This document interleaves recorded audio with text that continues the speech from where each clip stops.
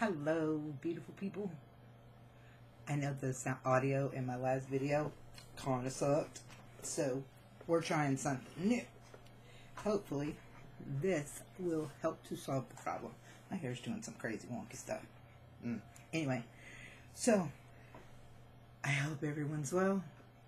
Just wanted to touch base and give just like a little brief video on mindfulness. I know if you know me in my real life, you probably are tired of hearing about mindfulness, but that's cool. And by the way, I am wearing a shirt that says, "What is your love language?" But that's another topic for another video. Anyway, so mindfulness. A lot of people I found use the terms mindfulness and meditation interchangeably, and they are not the same. Now, mindfulness can be incorporated into meditation, and meditation can be incorporated into mindfulness, and they can be utilized in the same space, but they really are different. They really are different. Mindfulness is ultimately it is being in the moment as it's happening. Okay? Now, why this is important to me is because working in the mental health field for 20 years, I have seen a lot of people who, and I specialize in depression and anxiety, a lot of times this depression or anxiety is actually exacerbated by not living in the here and now. What do you mean? That's the only place you can be. No. A lot of times people that experience a lot of depression, especially like situational depression, it comes from the rumination on the past. Okay? And people who tend to experience anxiety tend to anticipate the future. So, if you're ruminating on the past, if you're living there, you're not in the now. And if you are anticipating the future, you're also not living in the now. So, this is where mindful practice can come in very handy to help to alleviate and mitigate some of those symptoms that are part of anxiety and depression. I do use anxiety and depression interchangeably, not because they're the same thing, but because the symptomology of them it's very similar. The symptomology is. Some people experience sleeplessness when they are anxious, or they shut down and they get hypersomnia. They sleep too much.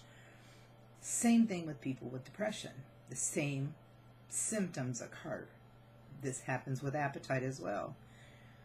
So we've got to look at those big symptoms. These are the ones that are going to affect our daily life. If you're not sleeping and you ain't eating, you ain't functioning real well, right? Fair to say. So mindfulness is really about being in the space of now, undisturbed.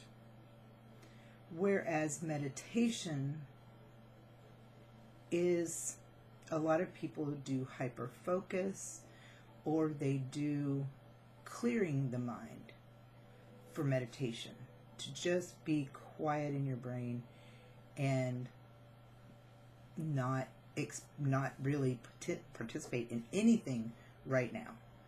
This is where mindfulness can come in, because you are being aware and mindful that you are shutting everything out. Fair. But mindfulness is being present and focusing, paying attention to what's going on right now. Not analyzing it, just being present. Okay? I use the example of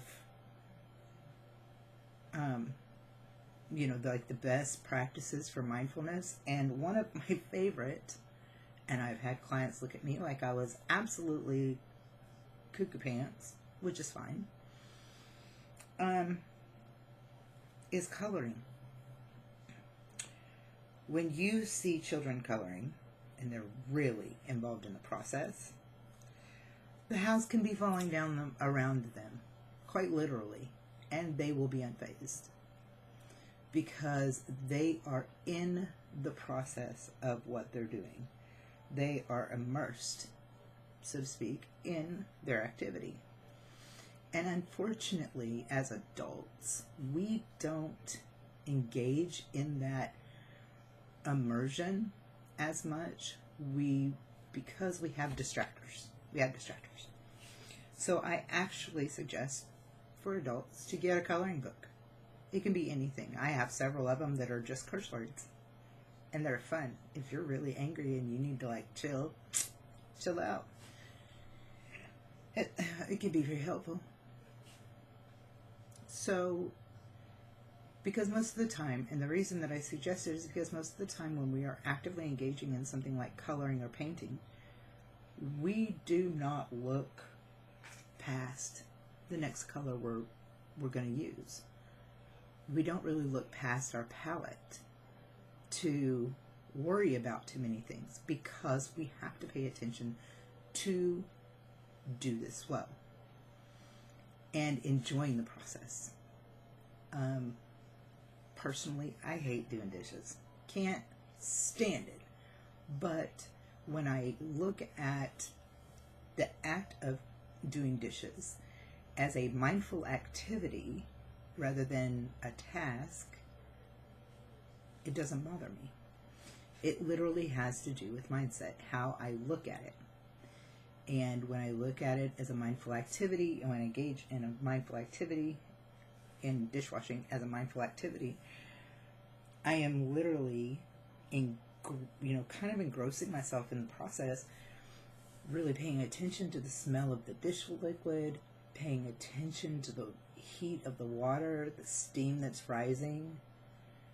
I'm really paying attention to how the bubbles are bursting, how thick the lather is. I'm really immersed in the process. This is why it's different. Because it's not just, I got to go in there and clean those dishes, it's gross. Rather than do that, I can go in and I can say, I get to experience this. So, if you're interested in more mindful behaviors and learning more mindful techniques, please feel free to drop me a line, subscribe, share, comment, follow me on my other socials. Just so you know, I don't do a lot with my Facebook or with my Instagram. I do kind of what's necessary sometimes.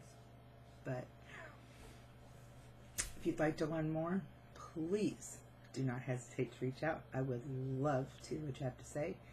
I'm also open to suggestions for things to discuss, all things mental health. So, with that, I will say, have a lovely day, and remember that life is beautiful.